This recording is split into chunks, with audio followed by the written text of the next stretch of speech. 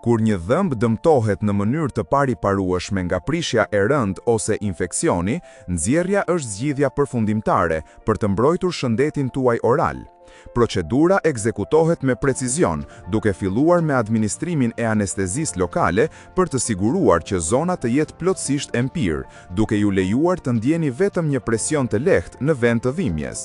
Duke përdorur mjete të specializuara, një ashensor për të liruar butësisht dhëmbin dhe pinca për ta liruar me kujdes, dentisti drejton me mjeshtëri nxjerrjen, madje duke e prerë dhëmbin nëse është i ngulitur thellë.